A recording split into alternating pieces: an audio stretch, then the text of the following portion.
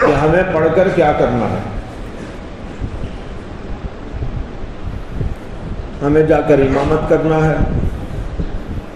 امامت کے لیے تو ہم بالکل پرفیکٹ ہیں، اس سے کہ بہت اچھا قرآن پڑھتے ہیں، تجوید آتی ہے، اس سے کہ ہم نے ماشاءاللہ نورانی قاعدہ پڑھ لیا ہے، اتنے بڑے قاری ہو گئے،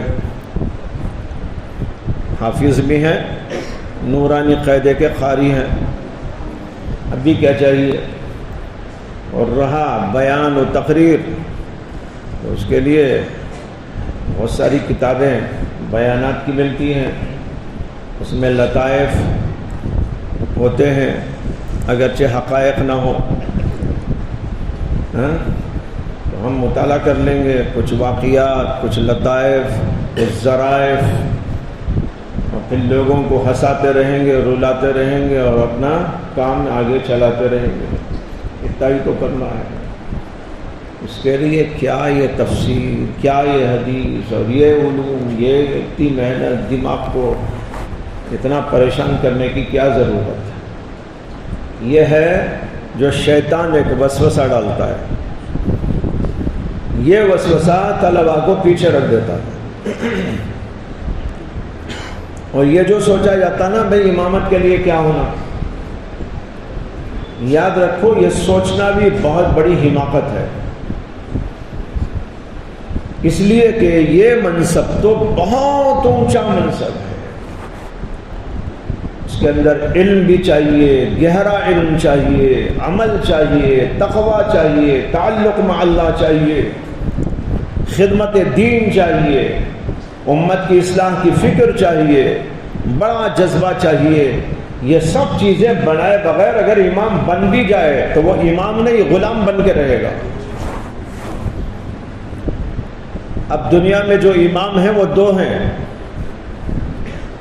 مساجد میں جو امام ہیں وہ دو قسم کے ہیں، یہ امام اور دوسرا امام غلام۔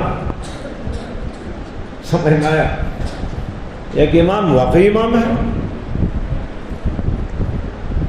اس لیے کہ اس کے اندر وہ ساری چیزیں پائی جا رہی ہیں، وہ امت کو بہت دے رہا ہے، فائدہ پہنچا رہا ہے، اصلاح کر رہا ہے، عقائد کی اصلاح، اعمال کی اصلاح، اخلاق کی اصلاح، معاشرت کی اصلاح، معاملات کی اصلاح، مسائل کی تحقیق بیان کرتا ہے، لوگوں کے دلوں کے اندر اللہ کی محبت و معرفت پیدا کرتا ہے، اللہ کا خوف اور خشیت پیدا کرتا ہے، اسے کہ خود اس کے اندر وہ صفات موجود ہے۔ یہ امام واقعی امام ہے۔ اور ایک وہ امام ہوتا ہے جو حقیقت میں کسی کا غلام ہوتا ہے، اسے کچھ کرنا دھرنا نہیں، وہ پیٹ کا غلام، نفس کا غلام، شیطان کا غلام، یا لوگوں کا غلام، سیکرٹریوں کا غلام، صدروں کا غلام۔ ویسا امام بننے سے نہ بننا 1000 درجے بہتر ہے، اس سے دنیا بھی خراب، آخرت بھی خراب، اور اگر دنیا بن بھی جائے تو آخرت تو بہرحال خراب۔ اللہ قیامت کے دن پوچھیں گے تجھے امامت کا منصب اسی لیے دیا گیا تھا کہ تیرے اندر یہ لاپرواہی، جہالت، بے خوفی، آخرت سے بے خبری، اللہ سے تعلق نہیں، رسول سے الفت نہیں، ایسا امام بن کے زندگی گزارا، اللہ کی یہاں پکڑو۔ تو اگر واقعی امام بھی بننا ہے تو بھائی وہ بھی چنے چبانا پڑتا ہے، اور چنے یہ چنے نہیں، لوہے کے چنے۔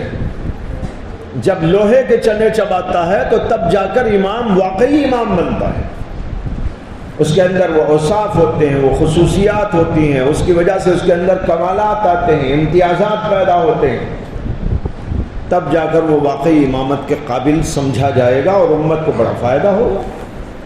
تو اسے شیطانی وسوسے نکال دینا چاہیے۔ بعض طلبہ یہ چاہ رہے ہیں کہ جلدی سے جلدی پڑھیں، الٹا کی سیدھا کی، جلدی سے پڑھ لیں اور چلے جائیں۔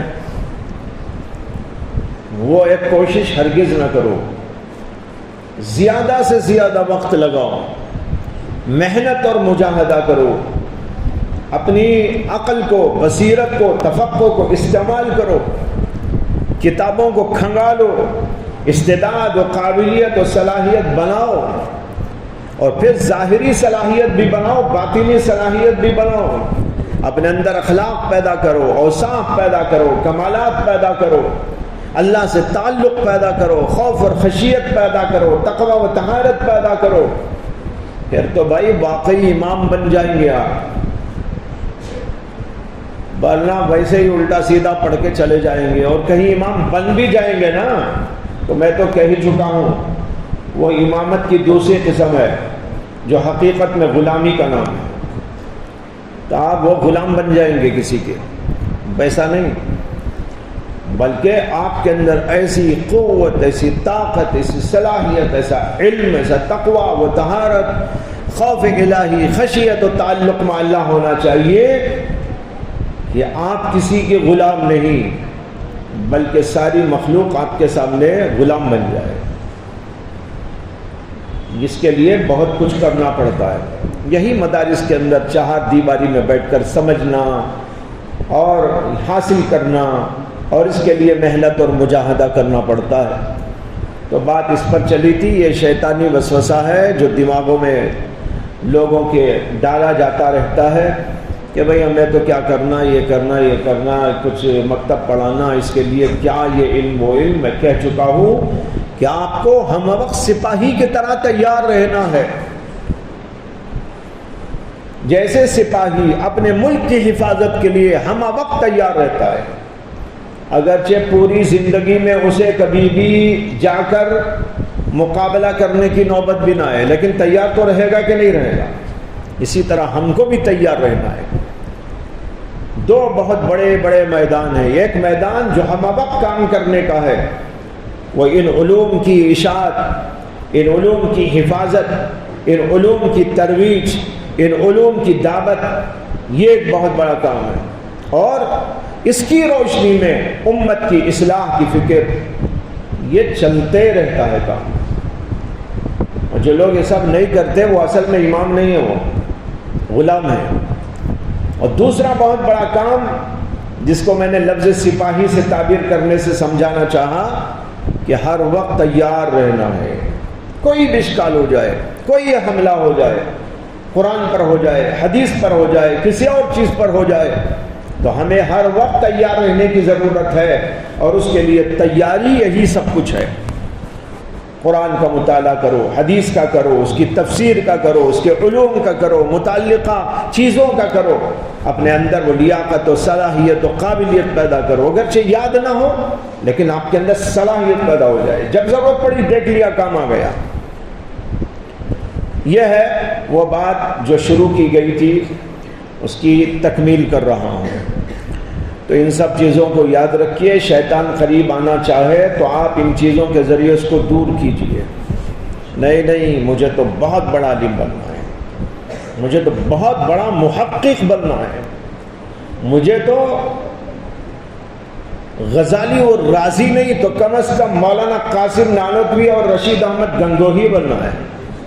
اگر وہ بھی نہیں تو بھائی کم سے کم اشرف علی تھانوی بننا ہے۔ ارے وہ بھی نہیں تو چلو بھائی جو ہے مفتی شفیع صاحب بن جانا ہے۔